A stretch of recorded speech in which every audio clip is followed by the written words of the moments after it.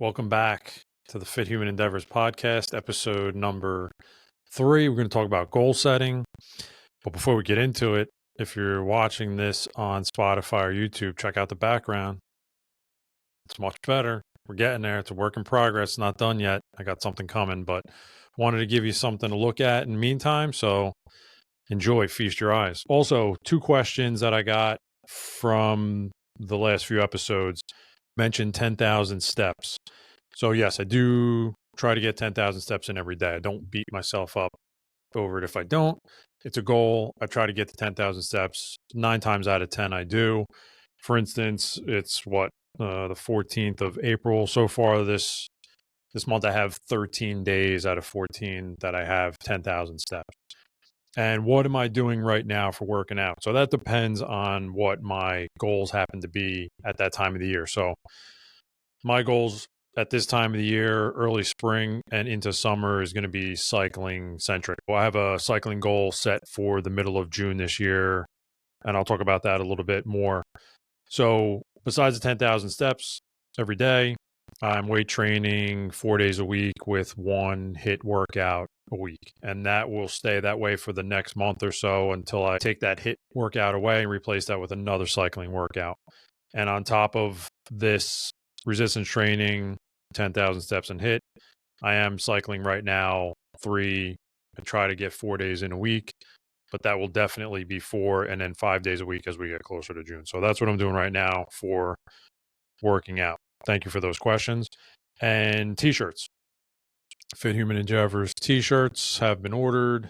I did order a few extra in every size. So if you didn't get in on the pre-order, you could still hit me up, $20 a shirt, Venmo, PayPal, cash. Text me, hit me up through Instagram, my website, email, and I'll get that out to you. And then lastly, thank you very much for all the positive feedback I received on the first couple of episodes. I really do appreciate it. Putting these together is a lot of work. I'm not complaining. It's fun. But it is a lot of work between setting it up, planning, actually filming the podcast, which I should probably do an outtakes. You guys would get a laugh out of that, of how many outtakes there are, and then editing and uploading and everything else. So I do appreciate it, because if one person reaches out and says they got something out of it, something useful out of it, then that's why I'm doing this. I just want to get that I want to get information out to anybody that I can. So that out of the way, let's get into it. Goal setting. When I was putting this together and planning this is a fun one for me, because I really do use this in everything that I do and everything that I have done in this particular format that I'm going to lay out over the past 25 years. And I know that to be true roundabout time. And I'll explain more why. But I have used this in my former career, in my current business, in athletic endeavors, body composition goals. I use this same process for all of that. And when I was thinking about it, I'm sitting thinking, how many people do sit down and have a goal process, an actual goal process that you go through and check off? And the few people that I talk to about it do not. So I'm wondering if you do have a goal setting process. I would love to know what that is and what processes you use. And if there's something I didn't cover, and if you have questions, please hit me up, because again, this is something I use all the time. I really, really do believe in it. I believe that it works, and it's a tried and true method for me. Because, like the saying goes, piss poor planning provides piss poor progress. And if you fail to plan to fail. And that's very true. The good news is we all have this same mesolimbic system in our brains, right? We all have a prefrontal cortex. We all have a thalamus. We all have an amygdala. And those are the parts of the brains that are responsible for emotional processing, rewards, and motivation. So the good news is we all have the same physical brain. And from all the studies that I've read, through habit changes and behavioral changes, you can kind of mold those parts of your brain, if you will. So we're going to touch on goal selection, identifying goals, defining goals, making them specific and measurable, and then some processes and examples. And then one big part of this whole thing is visualization. It's something that I use and have used and really do believe in. So we'll start off with goal selection. And The problem with goal selection for me anyway has been sometimes I find myself wanting to set too many goals. I want to learn too many things, and you can't have that really wide target, because if you have the wide target,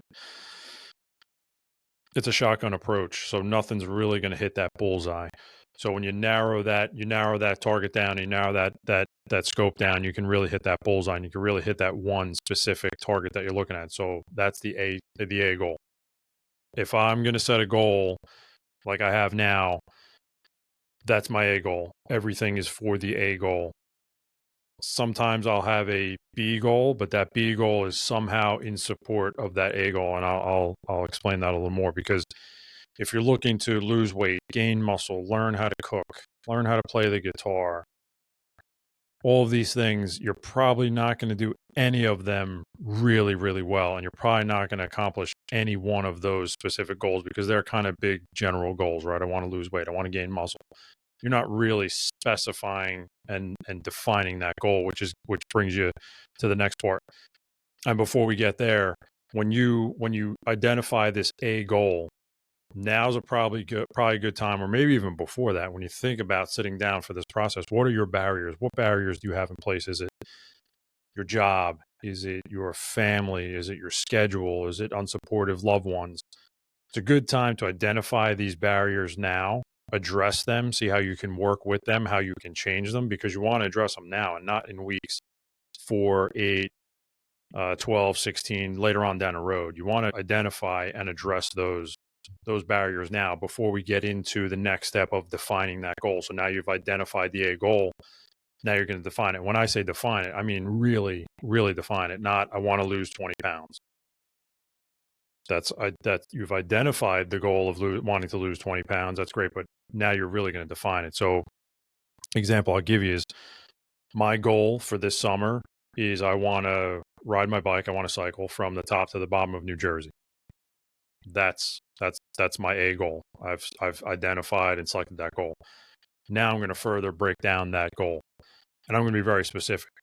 So I will ride my bike from High Point State Park to Cape May Point State Park, New Jersey, which is 210.8 miles. And I will do that on a specified date in the middle of June. And I will do that in under 16 hours. Identify the goal, really define the goal. And it's this definition and specificity of this goal that's going to help me out in the next step, where I'm going to make it measurable. I'm going to make these things measurable so I can make these things accountable later on down the road. And we'll talk about that. But you want to run a marathon, great. You want to run the New York City Marathon on November, whatever the date is. You know it's 26.2 miles, and you are going to do it in under 4 hours. Okay, great. Now that gives you your goal, your defined goal, and now we're going to make that measurable in the next step. And when we talk about defining the goal, one thing that I use and one thing that I believe in is the way I learn. I need to employ as many senses as I can. So I write these goals down. It's a critical step. At a minimum, really writing these goals out. So it goes from a thought in your head, I want to lose weight. Okay. I want to lose 20 pounds by this date. And now you're going to sit and you're actually going to write it out. So now you're committing, right? You're signing a contract. You're writing this thing out. You're spending time writing all this stuff out. You're also imprinting this in your brain. When you write it, you read it. I say it to myself out loud, so now I can hear it. You could even have somebody read it to you, so you're hearing it again. Again, employing as many of these senses as possible. It actually has a effect on your brain circuitry and imprinting this in your head. Very critical step, writing it down. I know it sounds like a lot of work, but these are your goals, and if your goals are important enough to you, you will take the time to write them out specifically, very specifically, and we'll talk about this more in a minute. But again, it's all in black and white, and it makes these next steps more real and making it more of a commitment to you rather than just saying it to yourself. Then it just lives in your head. It's in your head. When you write this down, you're now putting this out there and you're committing to it. And that brings us to the next step of making them measurable. So now that you have these details written out, specific details written out. Now you can make them measurable. I actually print out a blank monthly calendar, and I like selecting the goal date and then working back 16 weeks. It helps me stay on track. It gives me a schedule.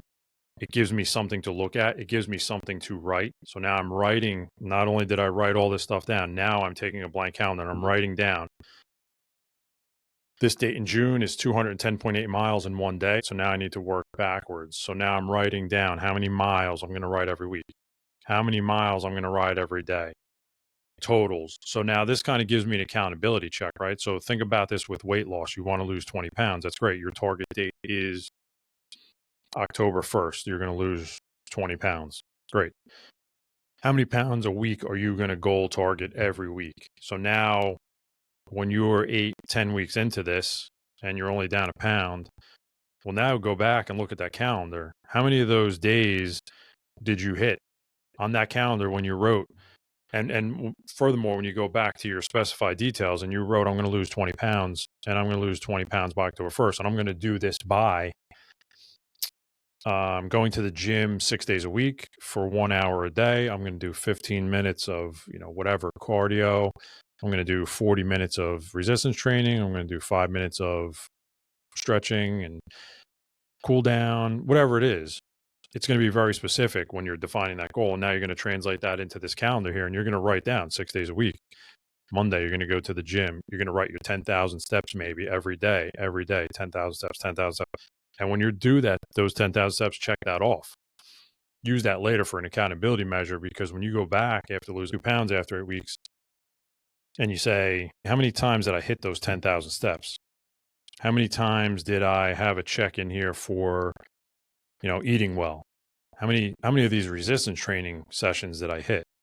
It holds you accountable, but it also makes it very real, further committing to the process, further imprinting this stuff into your brain. And what also might help is, like we talked about in episode 1, is time tracking, because one barrier that a lot of people talk about is time.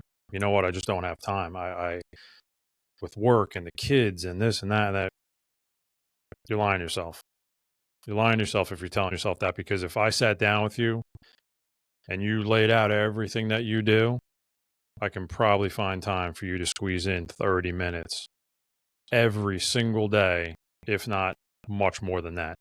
And what might help is, like we talked about in episode 2, with food tracking, keeping yourself on track with food tracking, keeping yourself accountable and on track with time tracking. So if you wrote down, and maybe you got to do this for 2 weeks, you take out that blank calendar, and on Monday, you wake up at 5:30 in the morning and you make breakfast for the kids, and you get the kids off to school, and then you're on your way to work, and at work you do this, and after, when you get home from work, you do this, and you got soccer practice, and you're driving somebody to swim track practice, and then you get home and dinner and everything else, and you write all that stuff down.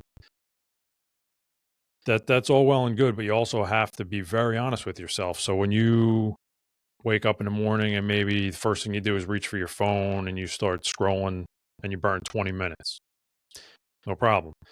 When you get to work and you're on break after your lunch break, and instead of going for a walk after your lunch, you sit maybe and check out your phone for another 30 minutes, no problem. You get home now and you don't need to make dinner right away, or somebody doesn't need to be at a practice right away. So what do? Maybe you burn another 20 minutes. This is what I'm talking about. So all of this stuff is cumulative. It all adds up. So the biggest barrier people say is time. I don't buy it. You have time. You definitely have time. Don't lie to yourself about time. You just have to make the time. And one of the best ways to do it is to track that time, because that's when you'll see, and you might not have a 1 hour block of time where you have the luxury of stopping whatever you're doing and going to a gym, no problem. But if you squeeze in 10 minutes, 20 minutes, 30 minutes, 10 minutes, okay, it's better than nothing, right? So again, this is something you need to identify, and you need to identify it in writing, because that will help you out. And while we're here, we'll talk about motivation. There are quizzes you can take online, and this is something that you should do to identify what type of things motivate you. How are you motivated? Are you extrinsically motivated? Are you intrinsically motivated? Are you reward motivated? And you can take one of these quizzes online. and use this to your advantage. So I happen to be intrinsically motivated. I happen to like the process of setting up these goals. I like writing them out. I like tracking the goals. I like checking the boxes. I like working through them. And my motivation comes from within. I don't need to be patted on the back, given a medal. I don't do things for that. Some people do. And if you do, that's totally fine. I'm not saying it's right or wrong. I just happen to be intrinsically motivated. If you are motivated by those things, great. Set a reward where it has some of these, you want to get into running. Well, run a 5K where they have this really cool medal. And if you run the 5K for the next 4 years, it's a medal that you could magnetically put together and things like that. Like, if that's your thing, great. Then use it to your advantage. But that's something that I think you should use to your advantage, because a lot of times people don't even know. You don't even know what motivates me doesn't motivate you, and what motivates you doesn't motivate your friend. So banking on other people's motivations or trying to jump on their motivation bandwagon might not work for you, because you might not be motivated the same way. Something to think about, and something really that takes a half hour. Take one of these quizzes, take 2 of these quizzes, and find out what motivates you. And now we'll jump into accountability. This is a big one. So employing others to help keep you accountable. And I've read studies both ways on this, and I've used both things. Putting it out to the world, like I have. I'm going to ride my bike from the top to the bottom of New Jersey, 210 miles in one day, right? So I put that out to the world. There have been studies that have been shown to say that that's not the best idea. Sometimes the best idea is to put that big A goal out to maybe 1 or 2 very close people that can help keep you accountable. Because when you put it out to the world, it might affect your brain circuitry different. And again, I've used it both ways, to where, I've only told like my wife, like, hey, I want to start working on this. So it's just one person. She can kind of keep me accountable. She can accountability check me sometimes. And then the whole cycling thing, I think, is fine too, because I put it out to the world, and you know what? I might have somebody ask me about it, and they're not checking me on it necessarily, but they'll just say, hey, you're still doing that ride? And sometimes I need that kind of left field accountability, because I might not really feel like riding that day. And when somebody does ask me about it, I might say, yeah, you know what? I am doing that ride, and you know what? I better get on the bike. And I want to talk about visual cues, and they can be useful. And this is something that I've actually changed the way I do it. I used to be a big sticky note guy. Sticky note everything. Put a sticky note on the inside of my calendar, a sticky note in my car, a sticky note in the bathroom. The problem with that is, and it makes sense after I read the studies, it becomes part of your environment. So when you first see that sticky note, it can serve as motivation, right? So the first couple times I'm in the bathroom and I'm brushing my teeth and I see 210.8 miles on a sticky note on my mirror, I say, wow, okay, got to get on the bike today. I got to do that ride. Week 3 might not have the same effect. So a workaround around that is having your family member, having that accountability person, maybe that you told this A goal to, employ them to help you. So you're going to go back to that writing that we talked about, that imprinting, and you're going to write out 30 sticky notes, whatever, 210.8 miles, the date, how many miles you can do this week, a motivational quote, whatever it is. You write this all out. And maybe when you write it, you say each one to yourself. You say each one out loud. So now you're writing it, you're reading it, you're hearing it. Give these to your loved one. They post them up at random. So one day it's on the bathroom mirror. The next day there's a note in your lunchbox. The next day there's a note on the inside of the coffee cabinet. The next day there's a note on your protein container lid. You get the point. So keeping it random can definitely help with that motivation and accountability. And I want to sidetrack here.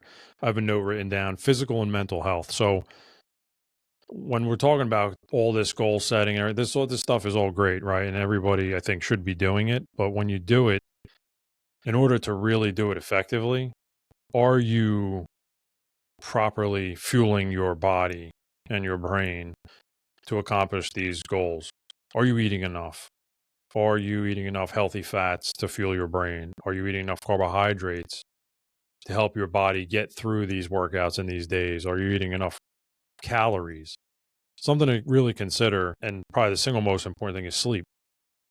Are you sleeping enough? Are you getting that 7 to 8 hours of deep, restful sleep? Or are you staying up, scrolling on the phone, watching that one more episode of that Netflix series, and now it's midnight, but you know you got to get up at 5:30 to make breakfast. And this cumulatively has a very, very negative effect. And sleep is the single most important thing to get right. So just to say, you know what, I just don't get good sleep. I don't know, I'm just not a good sleeper. That's not good enough. You need to fix that, because during sleep is when you get that brain reset, that hormone regulation, that muscle recovery. And if you have any type of dementia or Alzheimer's disease in your family history, you really, really want to get sleep fixed. And you really want to get that deep sleep, because it's those diseases that are really brought to the forefront with lack of sleep, and lack of sleep over time, that compounded lack of sleep. Really, really not good. And when you're tired, you're not going to feel motivated to work out at 7 o'clock at night after waking up at 5:30 and making breakfast and dropping kids off at school and going to work and coming home and making dinner and driving somebody to practice. You're not going to feel like working out. Even if you had that 30 minutes at 8 o'clock at night, because of that 5.5 hours you slept last night, you're not going to feel like working out. So something really, really to consider is sleep. Sleep is so, so important. You really got to get sleep right. We'll talk about sleep more in depth in another episode, but I wanted to just touch on that real quick, because again, you can have all these goals, you can have all these ideas, but you have to set yourself up for success, right? Limiting those barriers we talked about in the beginning, using some of these techniques of imprinting this stuff in your brain, being very detailed, very specific, measuring these things. But then in order to do all that, you need to properly make sure you're fueled, body, brain, and sleep. That brings us to visualization, which I think is a huge, huge part for me and for my past success using visualization. And some of this might sound completely out of left field. I get it, because as I thought about it, it really does sound like it's out of left field. But I'll tell you a story. And when I talked about 25 years earlier, this is why. I've been using visualization for about 25 plus years.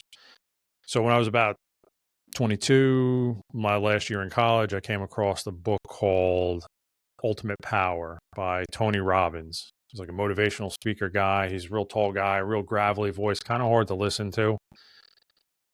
And I don't remember how or why I came across this book, but I read it. And the one huge takeaway for me was visualization in goal processing and accomplishment. And using visualization and writing down these, like what you will see, you write it down.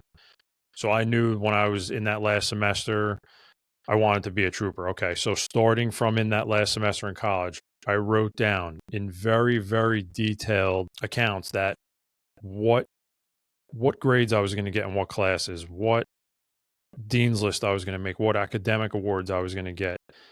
After that, I was going to apply for this set of classes in the state police.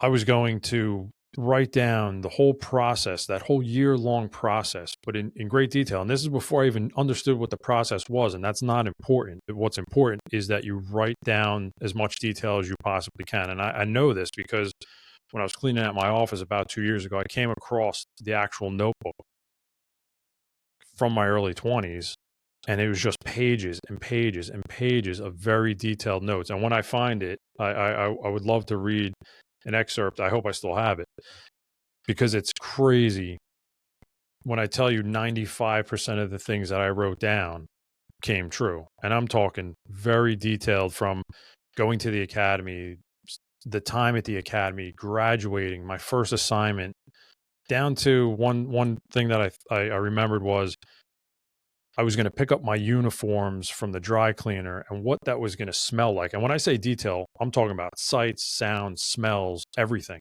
every little detail. And I know it sounds crazy. It sounds like a lot of work, but it was. And I'm talking pages in a notebook. But again, 95% of these things came true. And it sounds so strange, and I wouldn't believe it either. But because I had it written down and I referred back to this thing 20 plus years later, I know it to be true. And I've used this in athletic goals too. So say, for example, marathon training. identified the goal. Hey, I want to run a marathon. Cool. I want to run a marathon. To I want to run the Gettysburg Marathon. And then I used the same process. What my training was going to be, what my training was going to look like, what I was going to see, smell, and hear on my training runs. The day of the marathon, I'm going to pull into the parking lot. And I remember I wrote down, I can hear the sound of the gravel under the tires because it was a gravel parking lot. When I went to drive into the registration, I talked about the sound of the gravel that makes under your tires. Walking up to the registration table, taking that last gel before the start gun, going through the marathon, what I was going to experience through the marathon. And the craziest thing is I wrote that I would complete the marathon in 3 hours and 40 minutes. At the end of this, I ran the marathon in 3 hours, 40 minutes, and 23 seconds. And I wrote that 340 on the back of my race number when I got it, because I remember I wrote it in the parking lot. I wrote it 340. I finished it in 3 hours, 40 minutes, and 23 seconds. And again, 95% of the things that happened during the marathon that I wrote down actually happened during the marathon. I know it sounds crazy. It sounds completely out of left field, but this is something that I would implore you to use in anything. Say weight loss. Okay, you're going to want to lose, I want to lose weight. I want to lose 20 pounds by October 1st. This is how I'm going to do it. It's all planned out. And now you visualize, you actually sit down and you actually visualize what you're writing, what your mind's eye can see you can accomplish, right? So what is it going to feel like to lose that weight? Like literally, and be very descriptive and I'm going to feel good. How are you going to feel? Describe the feelings that you're going to feel. Describe you're going to have to go clothes shopping because you're going to lose weight, right? So what kind of clothes are you going to look for? Where are you going to shop? Who are you going to bring with you? How are you going to feel when you're trying on these new clothes? The more description and the more specificity, the better. So you can't be detailed enough in this process. And I'll tell you what, it 1000% works for me. And then lastly, on visualization, something that I've used, and I actually found it. For those of you that don't know what this is a compact disc for the young people out there, a CD.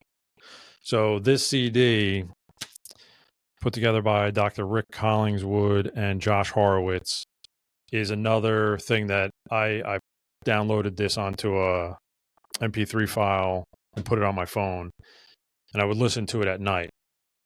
And I say this because you can use visualization for like stress relief, things like that. And this is one of the ways that I've done that. This doctor talks about you're on a bridge and you're standing you're overlooking a valley. So you got mountaintop on one side, mountaintop on the other side is a valley. You're standing on a bridge and there's a stream of water underneath you. And he talks about closing your eyes and visualizing taking all these stresses and fears, things that are kind of weighing on you. You literally see yourself take these things physically and you throw them off the bridge. And as you throw them off the bridge, the water starts to rise and rush faster and carry these things away from you. Sounds crazy, I know. But it actually does work to kind of calm you down. I have racing thoughts sometimes, especially at night, where I'll wake up in the middle of the night with racing thoughts, and I will refer back to this. I used to listen to this at night before I went to bed. I haven't done it in a while, but I'm going to listen to it again. But I will think of this one visualization practice, and I'm telling you, it really does work. So it sounds corny. I know it sounds crazy. Give it a shot. Visualization is one of the most important things in my opinion. And I'll mention this quickly, and I say this cautiously, but you can also use visualization, and this has been scientifically shown to work, but you have to be careful with it I don't want to say in a negative way, but say I'm not motivated to do the thing. I'm not motivated to go out and do a 40-mile ride today because it's cold and the conditions aren't ideal. I just don't feel like doing it. I won't beat myself up over this because it's a fine line, but I will visualize how I will feel if I don't do that ride. So what is the alternative? I can go on the ride, I can get this done, or I can sit here and waste time Because what am I going to do if I don't ride? I've already blocked this time out, right? Because I already have my calendar and I already have that 40-mile ride blocked out. So I had that 2 hours or hour and a half blocked out. I could not do the ride, but what am I going to do? And how am I going to feel? So again, you don't want to beat yourself up and start hammering yourself with negative thoughts and feelings. But, and again, I say this cautiously, you can use it in a way to kind of use that as a motivation to get out the door, get those last of those 10,000 steps in. You know what? Hit that gym on your way home from work, even though you don't feel like doing it. You know what? I'll feel better, because anytime I've had that thought, I've never come back from a workout or a ride and said, you know what? That was a complete waste of time. And I'm so disappointed I did that. I've never said that, and I never will. So that's something, and again, use that cautiously, but that's something that could help you out. And speaking about motivation, everyone lacks motivation from time to time, right? It's a natural thing. You can't beat yourself up over it. You identify it, you address it, and you move on. And maybe you have a bad day. That's fine. Everybody has a bad day. I'm not telling you to wake up at 4:30 in the morning and go hard and grind yourself into the ground, because that's just what you got to do. And I'm not going to be the guy to tell you that. What I will say is just don't string too many of those bad days together, because everybody has bad days and not everybody's motivated all the time. Just try to identify maybe why you feel like that. What made you feel like that? Is that something you can change? Are you not feeling motivated because you're tired, because you stayed up last night? Are you not feeling motivated because you're tired physically because you're not eating enough? You're not eating enough carbohydrates? You're not drinking enough water? Is it that? Is it something that you can change, is what I'm saying. So something to think about. And you should celebrate the small wins. You should celebrate that workout you got in on your way home from work, even though you didn't feel like doing it. You know what? You should celebrate that small. And I say celebrate. You should think about that small win and feel good about it, because that's a little win, right? And you stack a lot of little wins up, and sometimes you have a loss or two. It's okay. Now, just a few closing thoughts. And I've heard people say this before. You are not being selfish by prioritizing time for yourself. I've had people say, you know what, I don't set goals because, I feel selfish. I feel like, I have kids and I have a husband and wife and a job, and you're trying to make yourself a better, healthier version for yourself, but also for everyone else around you. So if you can't show up for yourself, you can't possibly show up for everyone else. I don't care what you tell yourself. If you can't show up for yourself, you can't show up for everyone else. And if you do show up for everyone else, it's not going to be the best version of yourself. It's going to be the tired, unmotivated, unhealthy version of yourself, which they deserve, and you deserve better than that. So it's not selfish. And on that note, your goals are your goals, and your journey is individual. So I say that because comparison is the thief of joy. It's the easiest way to sabotage your progress is by comparing yourself to others. So don't compare yourself to anyone on Instagram, TikTok, Facebook. Don't worry about other people. Set your own goals. Identify your own goals. Define your own goals. Make them specific and measurable. Use some of these steps, maybe visualization, accountability, identify what motivates you. Use these things. Set your own goals. Don't compare yourself to anyone else. It doesn't do you any good. We're going to wrap this up here. If you got anything out of this episode, I appreciate if you liked it, subscribe, maybe give it a rating, a thumbs up. I do appreciate that. And I will catch you in the next one. Thanks for listening.